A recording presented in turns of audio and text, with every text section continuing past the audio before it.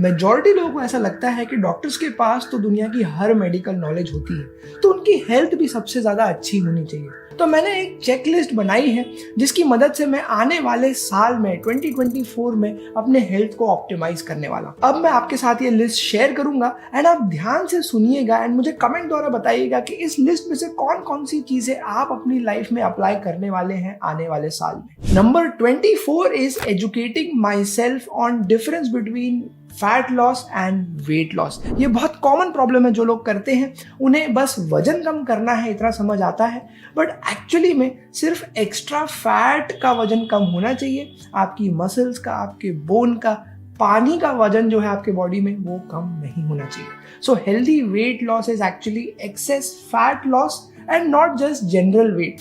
Number 23 is reading about nutrition. मुझे ऐसा लगता है कि कार्बोहाइड्रेट, प्रोटीन, फैट, मल्टीविटामिन्स, इसके बॉडी के साथ जो इंटरेक्शंस हैं उनके बारे में जितनी नॉलेज जमा करी जाए उतनी कम है, बिकॉज हम दिन में 3 से 4 बार खाना खाते हैं एंड हम जो भी अपने शरीर में डाल रहे हैं उसकी पूरी इन डेप्थ नॉलेज हमें होनी ही चाहिए। Number 22 is that I will start measuring my body regularly.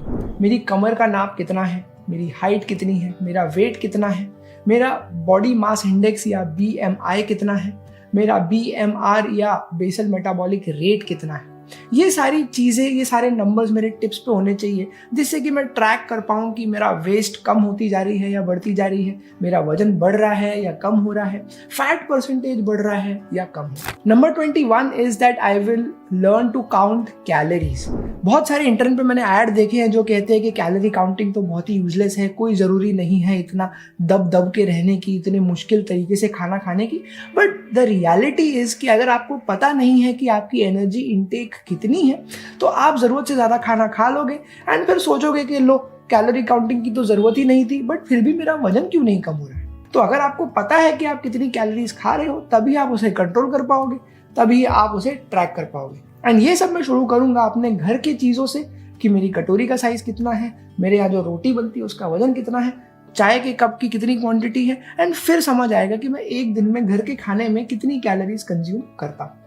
Number 20 is that I want to dedicate more time to reading books. किताबें पढ़ना वैसे तो मेरे प्रोफेशन का पार्ट है, एज अ डॉक्टर मुझे बहुत किताबें पढ़नी पड़ती हैं, साइंटिफिक जर्नल्स पढ़ने होते हैं, बट कुछ रिलैक्सिंग किताबें भी होती हैं जो कि आपको डेवलपमेंट में मदद करती हैं ब्रेन के और आपके बॉडी के, एंड उनको भी पढ़ने का समय मैं निकालना चाहता हूँ। Number 19 is cooking at least 1 meal in a day for myself. अब आप कहोगे डॉक्टर साहब आप खाना भी बनाने के लिए हमें ही कहोगे, बट द रियलिटी इज कि अगर आप हेल्दी खाना खाना चाहते हो तो आपको इस प्रोसेस में इन्वॉल्व होना पड़ेगा, क्योंकि कोई भी व्यक्ति आपको उतना न्यूट्रिशन पैक्ड, उतना हाई क्वालिटी खाना नहीं खिला पाएगा जितना आप अपने लिए खुद बनाओगे। जब आपकी मम्मी आपके लिए बनाती हैं तो वो चाहती है कि मेरा बेटा ज़्यादा से ज़्यादा खाए पेट भर के।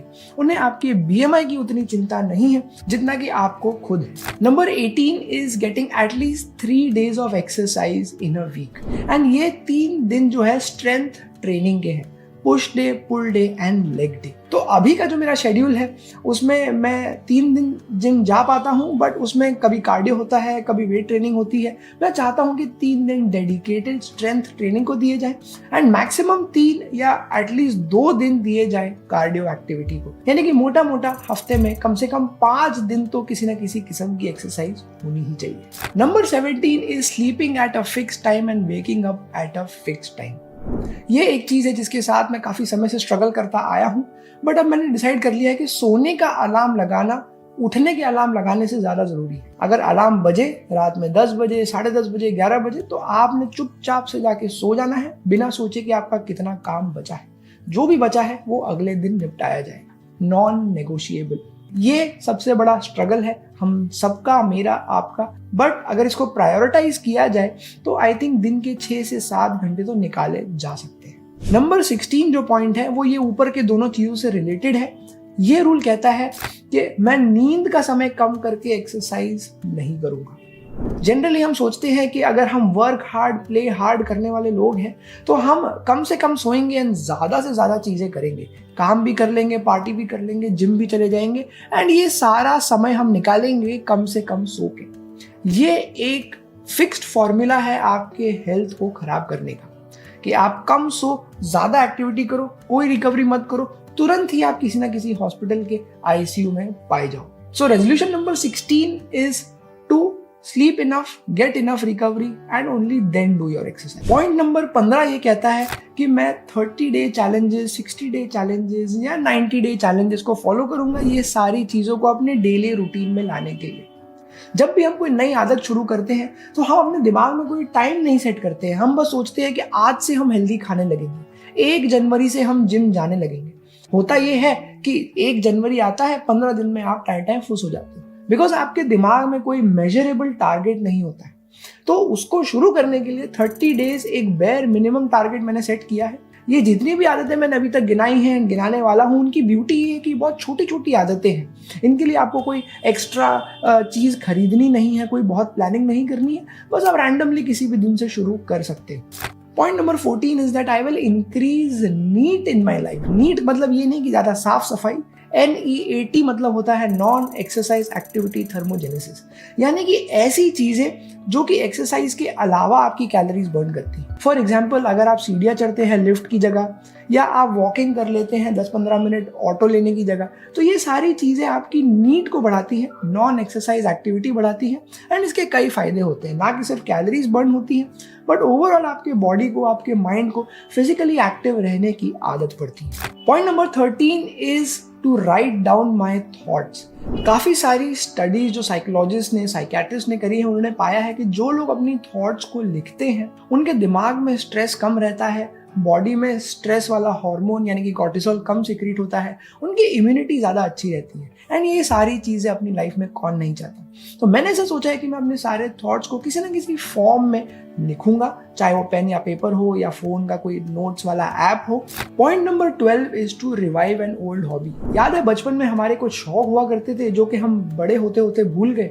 साइंटिफिक रिसर्च ने एंड कॉमन सेंस ने भी ये प्रूव किया है कि अगर आप अपनी हॉबीज को कंटिन्यू रखें तो आप मेंटली काफी रिलैक्स्ड रहते हैं। वो इसलिए क्योंकि हॉबीज हम किसी मतलब के लिए नहीं करते, हम सिर्फ इसलिए करते हैं क्योंकि हमें करना पसंद है। एंड जैसे जैसे आप बड़े होते जाते हैं ऐसी एक्टिविटीज बहुत रेयर हो जाती हैं जो कि आप सिर्फ अपनी पसंद के लिए करते हैं। जनरली हम वो चीज़ें करते हैं जो कि सही है, ना कि वो चीज़ें जो हमें मन पसंद है। फॉर एग्जाम्पल, फोटोग्राफी मेरी बचपन की काफ़ी स्ट्रॉन्ग हॉबी रही है, वो मैं वापस से रिवाइव करना चाहूँगा आने वाले साल में। So stay tuned and let me know in the comment box अगर आप भी फोटोग्राफी के वीडियोज़ को देखना चाहेंगे या इंस्टाग्राम पे फोटोज देखना चाहेंगे। Point number 11 is to cut down on sugars and alcohol. Sugar से मेरा मतलब है कार्बोहाइड्रेट इन जनरल।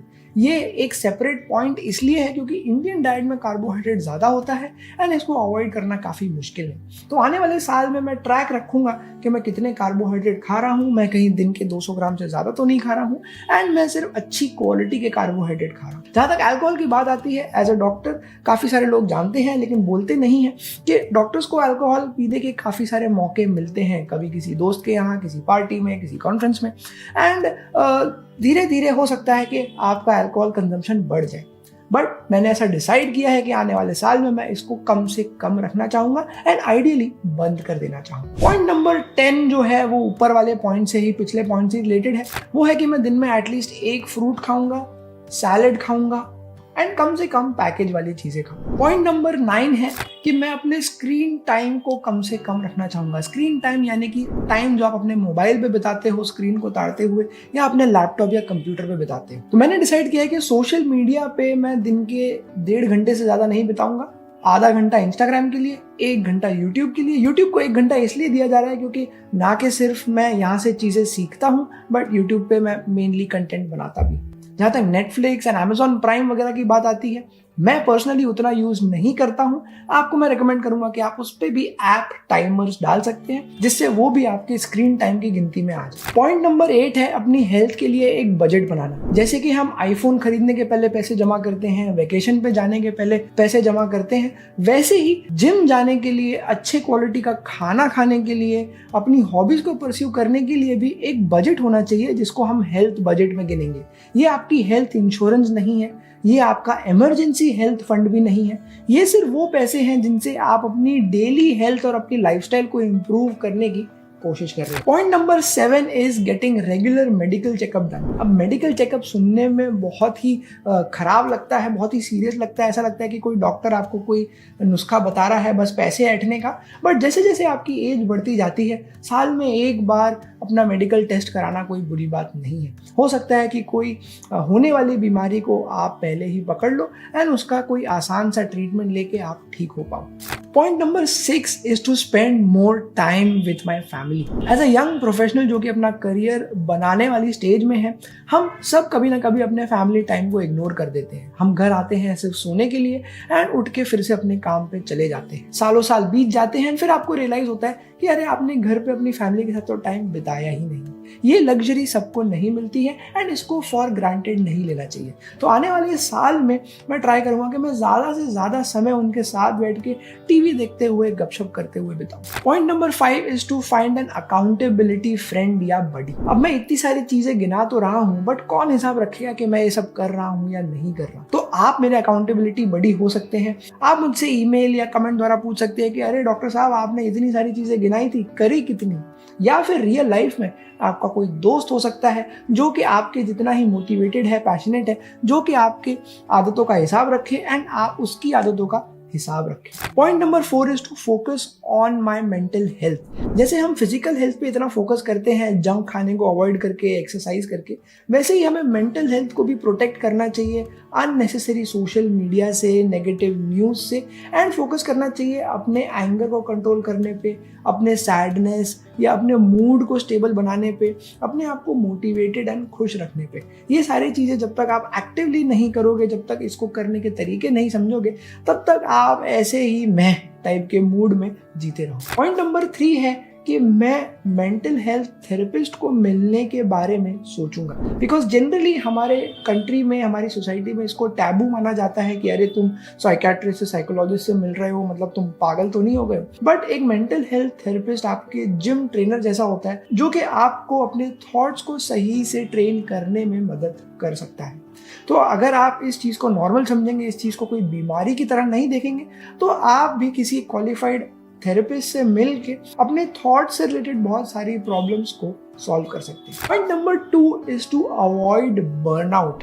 बहुत लंबी लिस्ट, बहुत सारी चीजें सुन के ही आप ओवरवेल्म हो जाते हैं कि अरे ये सब मैं कैसे कर पाऊंगा। बट ये सब करना पॉसिबल है अगर आप बर्नआउट नहीं होंगे, अगर आप थक नहीं जाएंगे, अगर आप बीच बीच में ब्रेक लेंगे, बीच बीच में रिलैक्स होंगे। कोई ज़रूरी नहीं है कि 365 दिन आपने बॉइल्ड खाना ही खाना है। कोई ज़रूरी नहीं है कि 365 दिन आपने सुबह 6 बजे ही उठना है। तो जितना इम्पॉर्टेंट है ये सारी चीज़ों को अपने लाइफ में लाना, डिसिप्लिन, कंसिस्टेंसी लाना, उतना ही ज़रूरी है ब्रेक लेना। And point number 1 most importantly is to keep educating you guys. वो वीडियोस के द्वारा हो या कोर्सेज के द्वारा हो, न्यूज़ लेटर्स के द्वारा हो या 1-on-1 बात करके हो। मैं चाहूँगा कि आने वाले साल में ना कि सिर्फ मेरी क्वालिटी बढ़े, बट ज़्यादा से ज़्यादा लोगों तक मेरी इन्फॉर्मेशन पहुँच पाए। तो उसी के साथ आप मुझे बताइए कमेंट द्वारा कि आपको ये रेजोल्यूशंस में से, ये चेकलिस्ट में से कौन कौन से पॉइंट्स अच्छे लगे जो कि आप अपनी लाइफ में अप्लाई करना चाहेंगे। और भी आपकी जो फीडबैक है, जो आइडियाज है, वो भी आप लिख दीजिए। मैं आपके कमेंट्स तहे दिल से पढ़ता हूँ। With that I will take your leave for today and see you very soon in a healthier and happier 2024।